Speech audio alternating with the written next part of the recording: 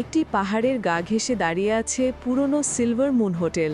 চাঁদের আলোয় তার জানালাগুলো যেন চোখের মতো জ্বলছে, আর বাতাসে ভেসে আসছে এক অদ্ভুত নিস্তব্ধতা। রাতে দেরিতে এলেন এক যাত্রী, নাম রাহুল। রিসেপশনে বৃদ্ধ ম্যানেজার বললেন, স্যার, আপনি চাইলে যে কোনো রুম নিতে পারেন, তবে রুম 13টা এড়িয়ে চলবেন। রাহুল হাসলেন, ভূতের ভয় আমার নেই। তিনি ঠিক করলেন রুম 13ই নেবেন। রুমের ভেতরে পুরনো কাঠের গন্ধ, জানালার বাইরে কুয়াশা, দেয়ালে টাঙানো ঘড়ি তখন ঠিক রাত 12টা। রাহুল লণ্ঠন জেলে বিছানায় বসলেন, হঠাৎ দরজাটা হালকা কর্মর শব্দ করে খুলে গেল। রাহুল চমকে তাকালো, কেউ নেই, শুধু ঠান্ডা হাওয়া ঢুকছে ঘরে। তিনি দরজা বন্ধ করে আবার বই হাতে নিলেন, কিন্তু বাতাস যেন ফিসফিস করে কিছু বলছে। রাহুল? একটা কোমল কিন্তু ঠান্ডা কণ্ঠ ডাকল তার নাম।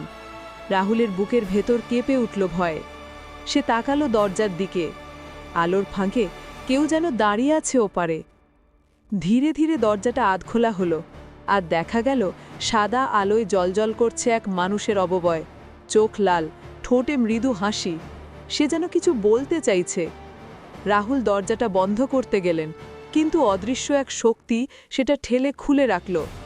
লণ্ঠনটা মাটিতে পড়ে গেল, নীলচে আলোয় ভরে গেল পুরো ঘর, আর হঠাৎ সব নিস্তব্ধ। তারপর কি হলো তা জানার আগে বন্ধুরা, যদি তুমি তোমার মাকে ভালোবাসো তবে লাইক করো, আর বাবাকে ভালোবাসলে সাবস্ক্রাইব করো, এবং তুমি কি খেতে ভালোবাসো তা কমেন্ট করে জানাও।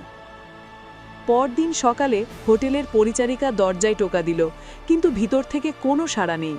দরজা খুলে দেখে রুম খালি। বিছানাটা ঠিক যেমন ছিল তেমনই, শুধু মেঝেতে পড়ে আছে রাহুলের স্যুটকেস, আর তার ঘড়ি থেমে আছে ঠিক রাত 12টায়। সেই দিন থেকে রুম 13 আর কেউ নেয়নি। রাতে মাঝে মাঝে সেই দরজার ফাঁক দিয়ে ভেসে আসে এক কণ্ঠ, আমি বলেছিলাম সাহস আর বোকামি এক নয়।